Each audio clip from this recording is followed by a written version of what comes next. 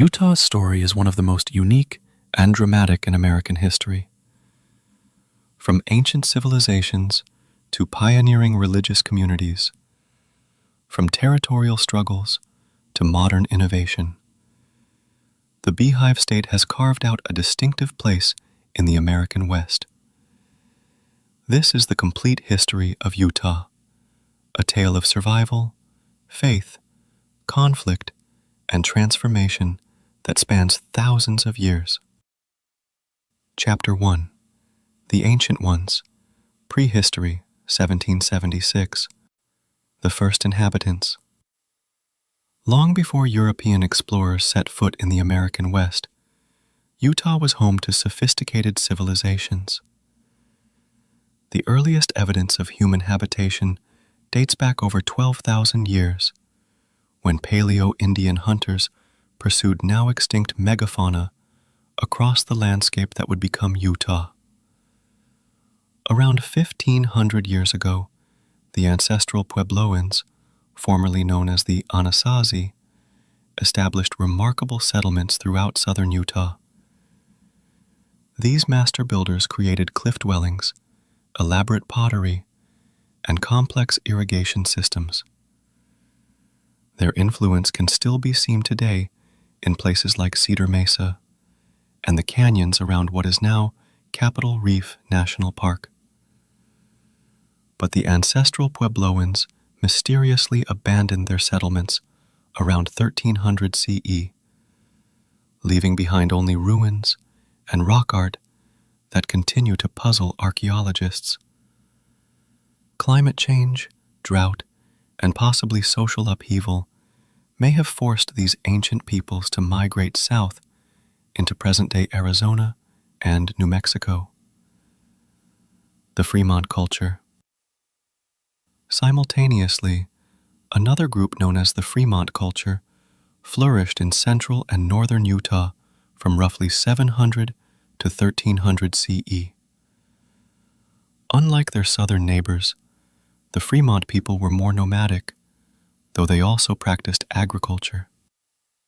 They left behind distinctive rock art panels, particularly in the areas around present-day Price and Moab, featuring elaborately decorated human figures with horned headdresses and broad shoulders.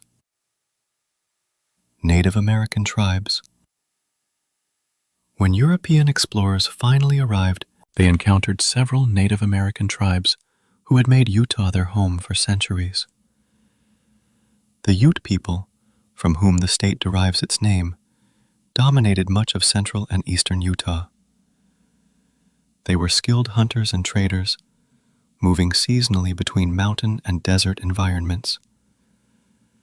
The Shoshone occupied northern Utah and were known for their sophisticated seasonal migrations and intimate knowledge of desert survival. The Paiute lived in southern Utah, adapting remarkably well to the harsh desert environment. The Goshute made their home in the western desert regions, developing survival strategies that allowed them to thrive in one of North America's most challenging environments.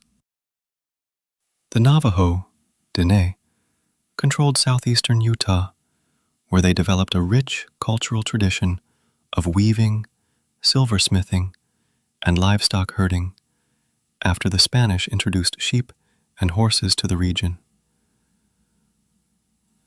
Chapter 2. European Contact and Exploration, 1776 to 1847. The Spanish Era. The first recorded European expedition into Utah came in 1776, the same year as American independence. Two Franciscan priests, Francisco Atanasio Dominguez and Silvestre Velez de Escalante, led an ambitious expedition, attempting to find a route from Santa Fe to California. Though they never reached their destination, the Dominguez-Escalante expedition mapped much of present-day Utah and established the first European contact with local tribes. The Spanish established a tenuous claim over the region, but their presence remained minimal. A few trading expeditions and exploring parties passed through, but no permanent Spanish settlements were established in what would become Utah. Mexican independence. When Mexico gained independence from Spain in 1821, Utah became part of Mexican territory. However, Mexican control was even more nominal than Spanish rule had been. The vast distances and challenging terrain made governing this remote region nearly impossible from Mexico City. The Mountain Men era. The 1820s and 1830s brought a new wave of European-American contact through the mountain men, rugged fur trappers and explorers who ventured into the Utah wilderness in search of beaver pelts. Jim Bridger is often credited with being the first European-American to see the Great Salt Lake in 1824, though he initially thought he had reached the Pacific Ocean due to the water's salinity. These mountain men, including famous figures like Jedediah Smith, explored and mapped much of Utah. They established trade relationships with Native American tribes and created the first reliable maps of the region. Their rendezvous gatherings became legendary events where trappers, traders, and Indians would meet to exchange goods and stories. The Mountain Man era was brief but significant. By the 1840s, changing fashion trends in Europe had reduced demand for beaver pelts, and the era of the rugged individualist trapper was coming to an end. However, their knowledge of Western geography would prove invaluable to the waves of settlers that would soon follow. Early pioneer expeditions. The 1840s saw increasing American interest in Western expansion. John C. Fremont led several scientific expeditions through Utah, mapping the region in detail and producing reports that captured the American imagination. His expeditions helped establish Utah as part of the American mental map of the West. Chapter 3. The Mormon Pioneers Arrive, 1847-1849. Religious persecution and the Great Migration.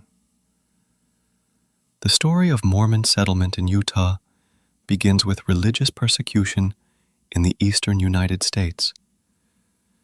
The Church of Jesus Christ of Latter-day Saints, founded by Joseph Smith, Jr. in 1830, faced increasing hostility in New York, Ohio, Missouri, and Illinois.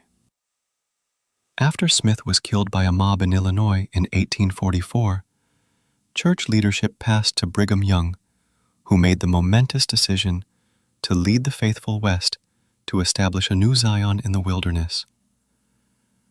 The Pioneer Companies. On July 24, 1847, Brigham Young's advance pioneer company of 148 people arrived in the Salt Lake Valley. Young famously declared, "This is the right place," though some historians question whether he actually spoke these exact words. What is certain is that the Mormon pioneers had found their promised land. The location was strategically chosen. The valley was isolated enough to provide refuge from persecution, had access to fresh water from mountain streams, and offered fertile soil for agriculture. The nearby Great Salt Lake provided salt, a valuable commodity for preserving food. The first winter was harsh, and the pioneers faced significant challenges.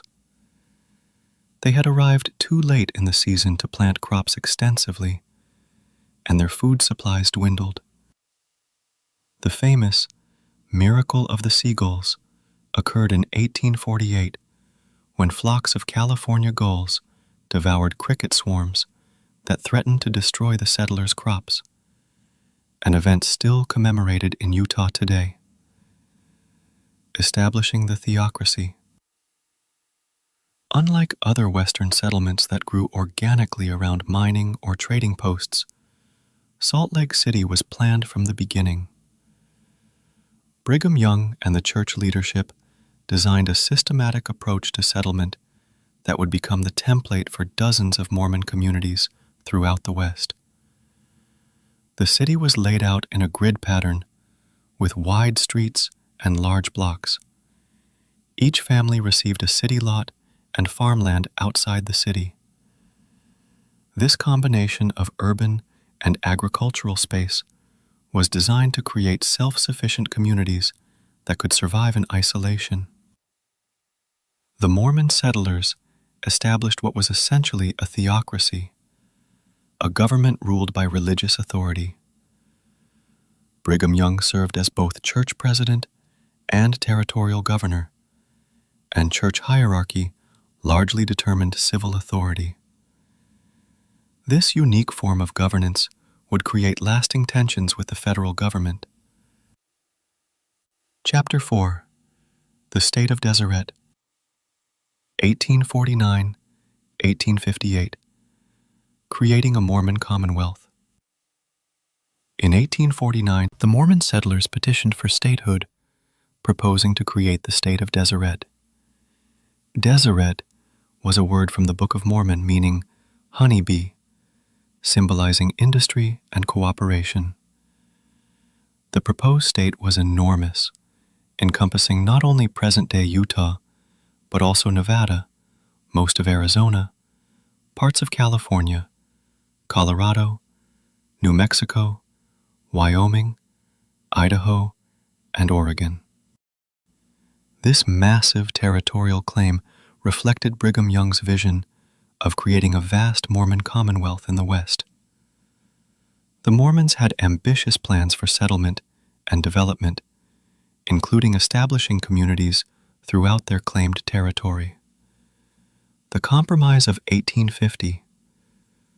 Congress rejected the statehood petition, instead creating Utah Territory as part of the Compromise of 1850.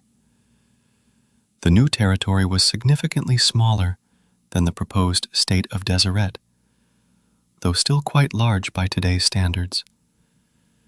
Brigham Young was appointed as the first territorial governor, giving him official federal authority to complement his religious leadership.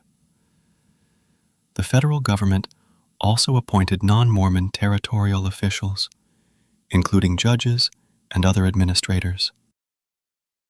This created immediate tension, as these federally appointed officials often clashed with the Mormon-dominated territorial government and local customs. Economic and social development. Despite political tensions, the 1850s were a period of remarkable growth and development in Utah Territory. The Mormon settlers proved to be exceptionally skilled at desert agriculture, developing innovative irrigation systems that made the desert bloom.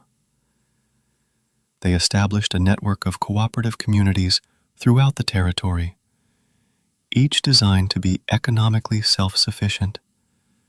The church encouraged diverse economic development. Settlers were called to specific locations and occupations based on community needs rather than individual preference. This systematic approach to settlement and economic development was unprecedented in American Western expansion. Mormon pioneers also developed successful relationships with some Native American tribes, though tensions existed with others.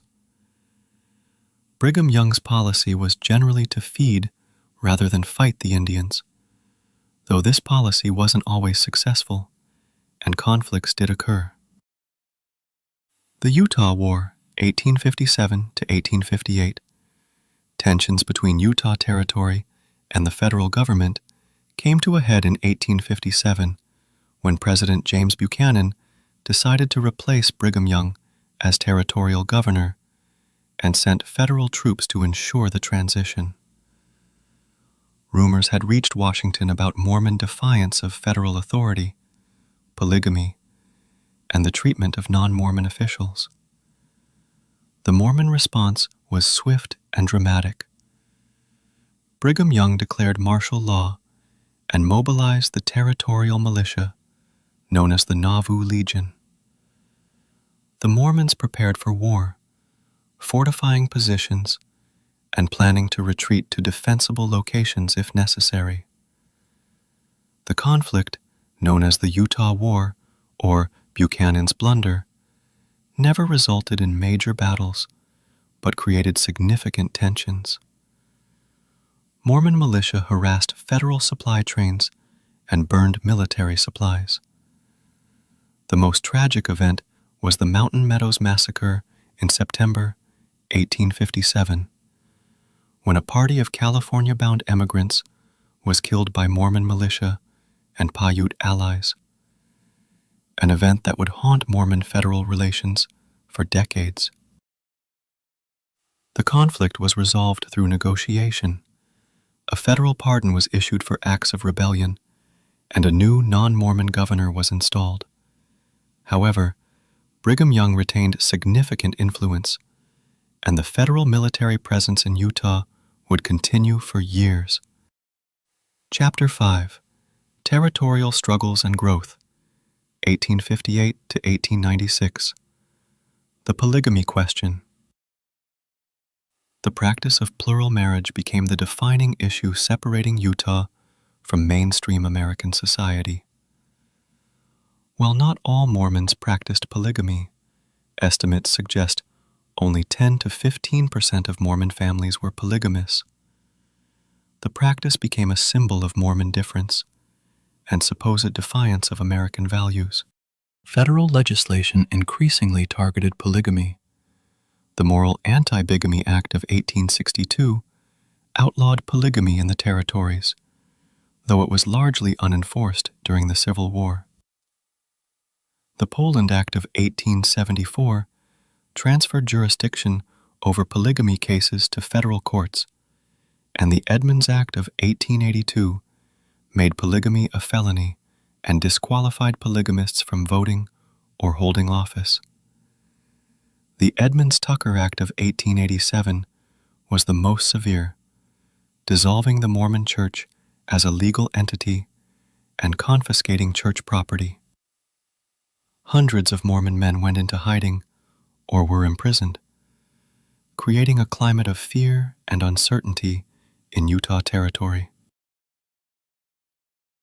Economic diversification. Despite political tensions, Utah's economy continued to diversify during the territorial period. The discovery of precious metals led to a mining boom that brought non-Mormon settlers to Utah for the first time in significant numbers. Bingham Canyon, Park City, and other mining districts attracted a diverse population of miners, merchants, and speculators. The completion of the Transcontinental Railroad in 1869 was a watershed moment for Utah.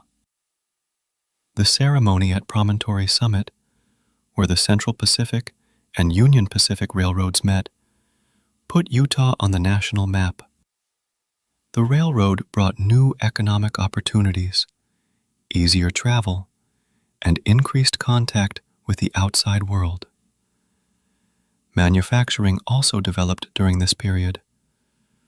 Mormon settlers established successful textile mills, ironworks, and other industries, often organized as cooperative enterprises under church direction. Immigration and cultural diversity. The Mormon Church's ambitious missionary program brought thousands of converts to Utah from around the world. The Perpetual Emigration Fund helped poor converts travel to Utah, creating one of the most diverse immigrant populations in the American West. Significant populations arrived from Scandinavia, the British Isles, Germany, and other European countries. Each group brought cultural traditions that enriched Utah society while also creating challenges of assimilation and integration. The railroad also brought non-Mormon populations, including significant numbers of Irish, Italian, and Chinese workers. Mining communities were particularly diverse, creating a cosmopolitan atmosphere in places like Park City and Bingham Canyon that contrasted sharply with the homogeneous Mormon agricultural communities. Conflict with Native Americans. As Mormon settlement expanded throughout the territory, conflicts with Native American tribes increased. The Walker War, 1853-1854, and the Black Hawk War, 1865-1872, were the most significant conflicts, resulting from competition over land and resources and cultural misunderstandings. These conflicts were complex, involving not just Mormon settlers and Native Americans, but also federal troops, territorial officials, and various tribal factions. The outcome was tragic for Native American populations, who saw their traditional lands occupied and their way of life disrupted. Chapter 6. The Path to Statehood, 1890-1896. The Great Accommodation. By the late 1880s, both the Mormon Church and the federal government recognized that the conflict over polygamy was unsustainable. The church was facing financial ruin from federal seizure of property, and many Mormons were suffering under federal prosecution. In 1890, Church President Wilford Woodruff issued what became known as the Manifesto, officially ending the practice of polygamy. This declaration was a dramatic reversal of decades of Mormon doctrine and practice, but it was essential for Utah's political survival. The Manifesto began a period of accommodation between the Mormon Church and American society. The church began to emphasize its similarities with mainstream Christianity rather than its differences, and Mormon leaders worked to demonstrate their loyalty to American institutions. Political reorganization. The end of polygamy removed the primary obstacle to statehood, but political challenges remained.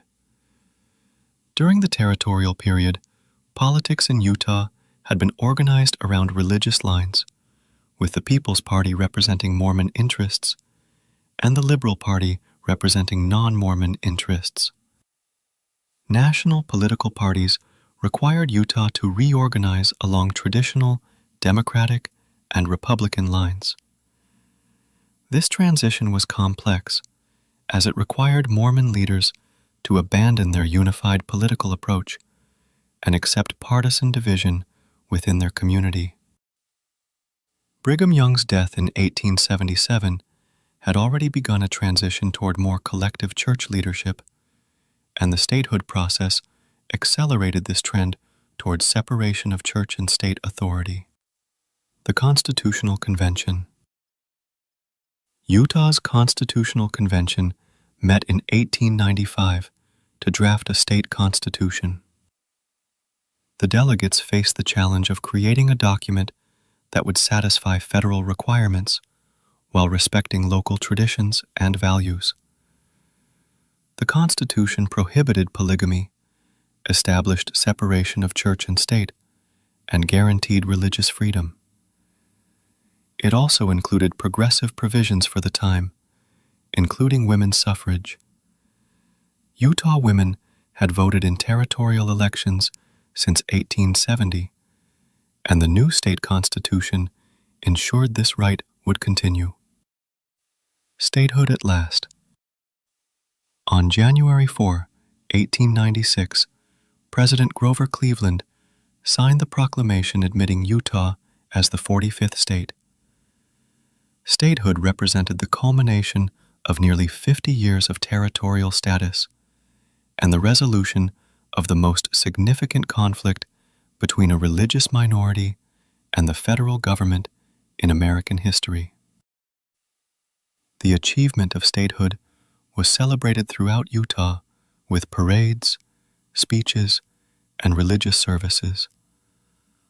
For Mormons, it represented acceptance into the American mainstream. For non-Mormons, it represented the triumph of American institutions over theocratic rule. Chapter 7. Early Statehood and Industrial Development, 1896 to 1920. Economic boom. Statehood coincided with a period of remarkable economic growth in Utah. Mining reached unprecedented levels of production, with copper becoming increasingly important alongside traditional precious metals. The Bingham Canyon mine developed into one of the world's largest open-pit copper mines, fundamentally altering the landscape and economy of the Salt Lake Valley. Agriculture also modernized during this period. The development of sugar beet cultivation, encouraged by church leadership as part of economic diversification efforts, created a new agricultural industry. Irrigation systems expanded throughout the state, bringing more land under cultivation. The railroad continued to be crucial to Utah's economy, and Salt Lake City developed as a major transportation hub for the Intermountain West. The city's position between the Pacific Coast and the eastern United States made it a natural stopping point for transcontinental travel and commerce. Social and cultural changes. Statehood brought Utah more fully into American mainstream culture.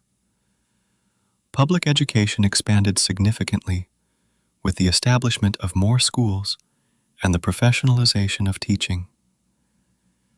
The University of Utah grew from a small, territorial institution into a major university. Cultural life flourished during this period. The Salt Lake Theater became a major venue for touring companies, and local artistic and literary societies emerged. The Mormon Tabernacle Choir gained national recognition, beginning its famous radio broadcasts in 1929. However, tensions persisted between Mormon and non-Mormon populations. While overt conflict had ended, social segregation remained common, with parallel institutions often serving the two communities.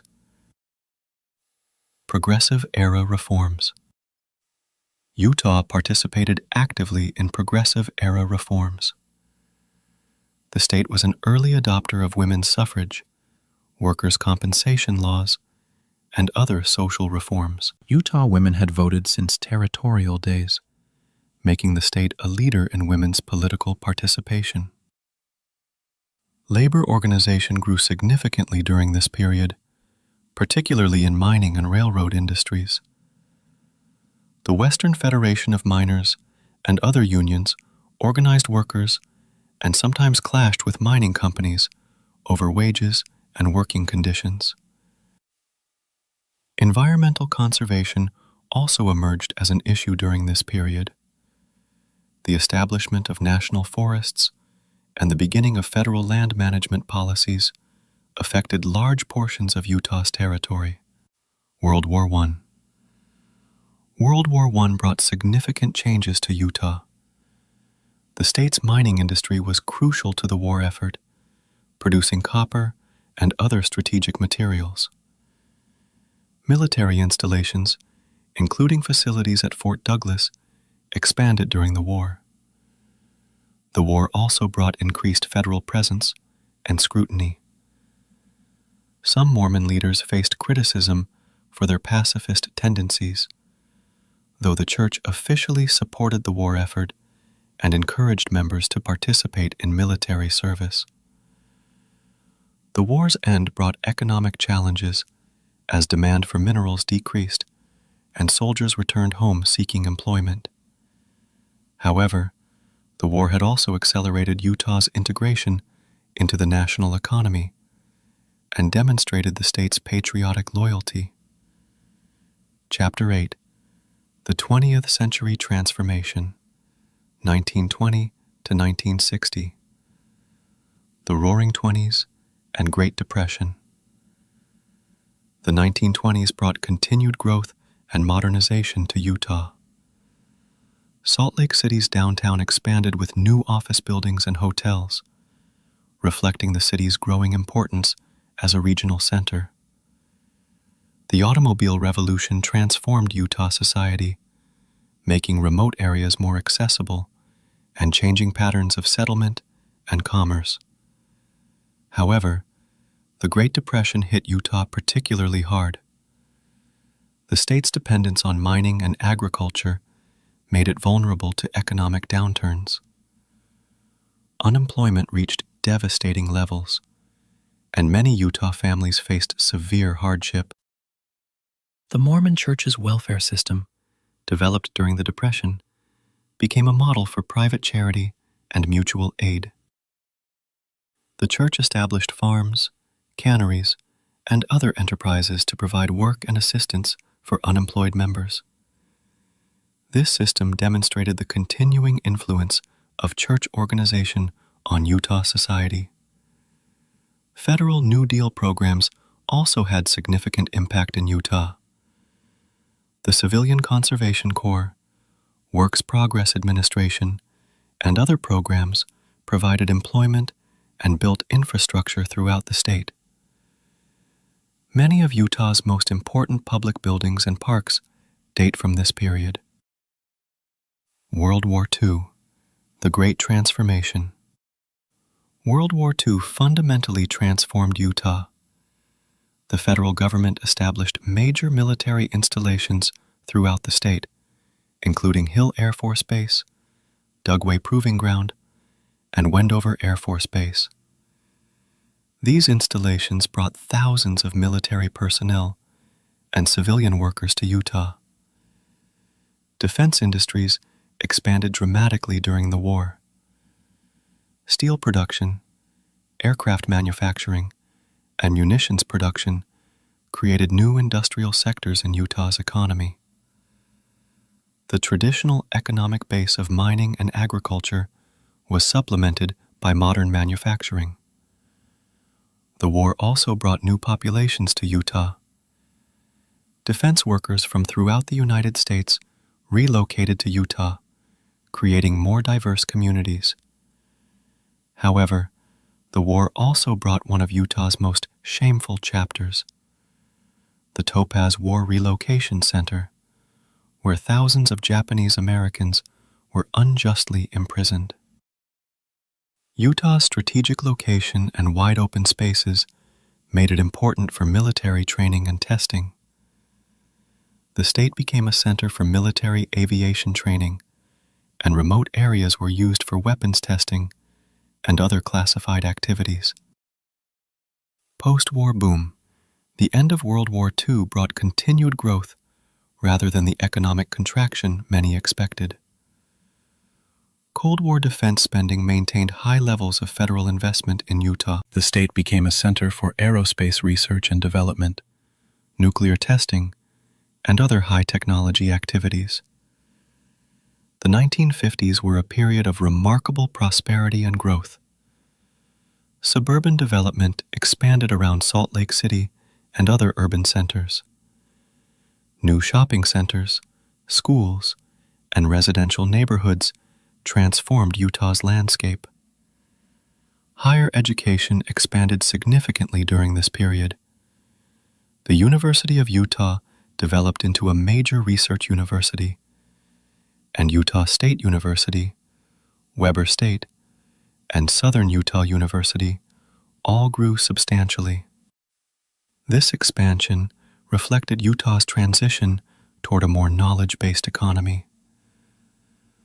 Cultural and social changes.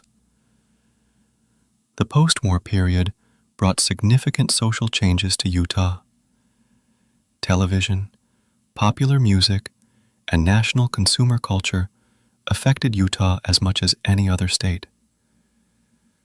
Traditional Mormon isolation from mainstream American culture continued to decline. However, the Mormon Church remained influential in Utah society. The church's continued growth, both within Utah and internationally, reinforced its importance in state affairs. Church-sponsored activities and institutions continue to play major roles in Utah communities. The 1950s also brought the beginning of significant demographic changes. Hispanic populations began to grow, particularly in areas with agricultural and industrial employment. While still small, these populations would become increasingly important in later decades. Chapter 9. Modern Utah Emerges, 1960 to 2000. Economic diversification. The 1960s and 1970s brought continued economic diversification to Utah. High-technology industries, attracted by the state's educated workforce and quality of life, began to establish operations in Utah. The Silicon Slopes phenomenon began during this period, as computer and electronics companies discovered Utah's advantages. Tourism also emerged as a major economic sector. Utah's spectacular natural scenery, combined with improved transportation and marketing, attracted increasing numbers of visitors. The development of ski resorts in Park City, Alta, Snowbird, and other locations created a new winter tourism industry. The discovery of significant oil and gas reserves in eastern Utah brought new energy development during the 1970s energy crisis.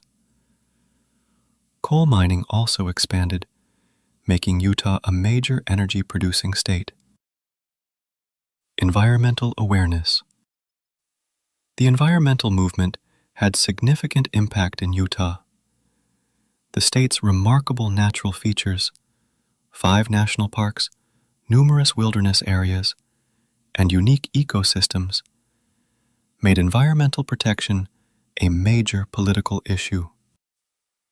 Conflicts over federal land management became particularly intense in Utah, where federal agencies control approximately 65% of the state's land. Disputes over wilderness designation, mining rights, and land use restrictions created lasting political tensions.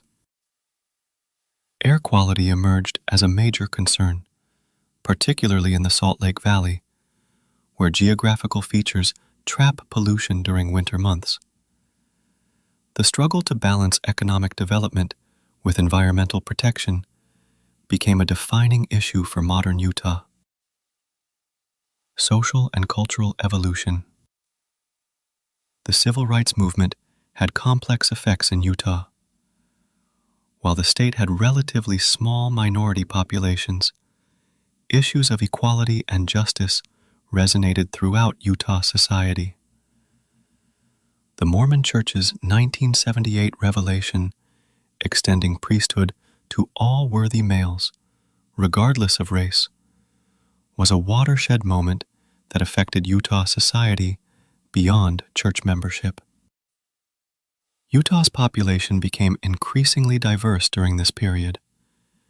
Hispanic populations grew significantly, and Asian, Pacific Islander, and other minority populations also increased. This diversity brought cultural richness, but also challenges of integration and accommodation. Higher education continued to expand, with new institutions and programs reflecting Utah's changing economy and society. Research universities became major economic forces in their communities, attracting federal research dollars and high-technology companies. Political development. Utah's political culture evolved significantly during this period. While the state remained predominantly Republican, political competition increased, and Democratic candidates occasionally won major offices. Utah developed a reputation for pragmatic conservatism rather than ideological extremism. Environmental issues, education funding, and economic development became major political themes. Utah politicians gained national recognition for their work on various issues, and several achieved national prominence. The relationship between the Mormon Church and state politics continued to evolve. While church influence remained significant, formal separation of church and state became more complete, and non-Mormon participation in politics increased. Preparing for the Olympics. The selection of Salt Lake City to host the 2002 Winter Olympics marked Utah's emergence as a major player on the international stage. Preparation for the Olympics required massive infrastructure investments and demonstrated Utah's organizational capabilities. However, the Olympics bid process was marred by scandal when it was revealed that bid organizers had provided improper gifts and payments to International Olympic Committee members. This crisis required new leadership and reform of the organizing committee. Despite these challenges, Utah's selection as an Olympic host city reflected the state's transformation from an isolated frontier territory to a modern, internationally connected state. Chapter 10. Contemporary Utah, 2000-present. The Olympic success. The 2002 Salt Lake Winter Olympics were ultimately a tremendous success for Utah. Despite the earlier scandal and post-9/11 security concerns, the Games showcased Utah's natural beauty, organizational skills, and hospitality to a global audience. The Olympics left lasting legacies in Utah, including world-class sports facilities, improved infrastructure, and enhanced international recognition. The Utah Olympic Legacy Foundation continues to operate Olympic venues and promote winter sports throughout the state. The Games also demonstrated Utah's ability to manage large-scale international events and reinforce the state's reputation for effective organization and community cooperation. Economic growth and challenges. The early 21st century brought continued economic growth to Utah. The state's technology sector expanded rapidly, earning the Silicon Slopes region national recognition as a major tech hub. Companies like Adobe, eBay, Oracle, and numerous startups established significant operations in Utah. Utah's business-friendly environment, educated workforce, and quality of life attracted companies and workers from throughout the United States. The state consistently ranked among the best states for business and economic growth. However, this growth also brought challenges. Housing costs increased rapidly, particularly along the Wasatch Front. Income inequality grew, and some longtime residents found themselves priced out of their communities. Demographic changes. Utah's population growth has been among the fastest in the nation during the 21st century. Much of this growth came from in-migration rather than natural increase, bringing new residents from throughout the United States and internationally. The state's demographics continued to diversify. Hispanic populations grew substantially, and Utah became home to significant refugee populations from various global conflicts. These new populations brought cultural richness, but also challenges for schools, social services, and community integration.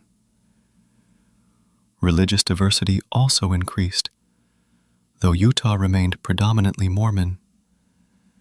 The state became home to growing Muslim, Buddhist, Hindu, and other religious communities, as well as increasing numbers of people with no religious affiliation. Environmental and land use issues. Environmental challenges intensified during this period. Air quality in the Salt Lake Valley became a major public health concern, particularly during winter inversions. Climate change effects, including earlier snowmelt and more frequent droughts, affected water supplies and agriculture. Federal land management remained a contentious political issue. The designation of new national monuments and wilderness areas created ongoing conflicts between conservation and development interests. Utah politicians frequently clashed with federal agencies over land use policies. Water scarcity emerged as an increasingly critical issue. The Great Salt Lake reached historic low levels, and growing populations stressed traditional water supplies. Water conservation and development became major policy priorities. Political evolution. Utah's political landscape continued to evolve in the 21st century. While remaining predominantly Republican, the state saw increasing political competition and occasional Democratic victories in major races. National political polarization affected Utah politics, though the state maintained a reputation for relatively civil political discourse. Utah politicians often positioned themselves as pragmatic conservatives, willing to work across party lines. Issues like immigration, education funding, air quality, and healthcare became major political themes. Utah's unique political culture, influenced by Mormon values of community cooperation and pragmatic problem-solving, sometimes put the state at odds with national political trends. Cultural and social development. Utah's cultural life flourished during this period. Salt Lake City developed a vibrant art scene with new museums, theaters, and cultural venues. The state's outdoor recreation opportunities attracted national attention and contributed to a distinctive lifestyle culture. Education achievement remained high in Utah, though rapid population growth stressed school systems. Higher education continued to expand, with research universities gaining national prominence in various fields. Social issues including LGBTQ+ rights, immigration, and religious freedom created ongoing debates in Utah society. The state's conservative political culture sometimes clashed with changing social attitudes, particularly among younger residents. Looking to the future. As Utah moves through the 21st century, the state faces both opportunities and challenges that echo themes from its entire history. Questions of growth and preservation, tradition and change, local control and outside influence continue to shape Utah's development. The state's remarkable natural resources, educated population, and strong community traditions provide foundations for continued success.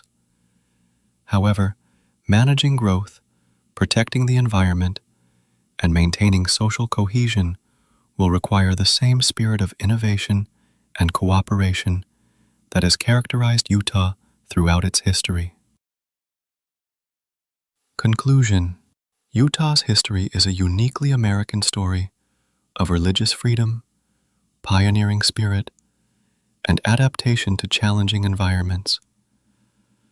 From ancient cliff dwellers to modern tech entrepreneurs, from covered wagons to space shuttles, Utah has continuously reinvented itself while maintaining distinctive cultural characteristics. The state's development from an isolated religious refuge to a modern, diverse, internationally connected community demonstrates the ongoing vitality of American federalism and the possibilities for regional distinctiveness within national unity. Today's Utah faces challenges that would be familiar to its earliest settlers. How to balance growth with sustainability. How to maintain community values while welcoming newcomers. And how to preserve natural resources while supporting economic development. The solutions to these challenges will write the next chapter in Utah's remarkable story. The history of Utah is ultimately a story about the American capacity for reinvention and adaptation. It demonstrates how geographic isolation can preserve distinctive cultures, how religious communities can evolve and adapt to changing circumstances, and how local traditions can enrich the broader American experience. From the ancestral Puebloans to the Mormon pioneers to today's tech entrepreneurs, Utah's story continues to unfold, adding new chapters to one of America's most distinctive and fascinating state histories.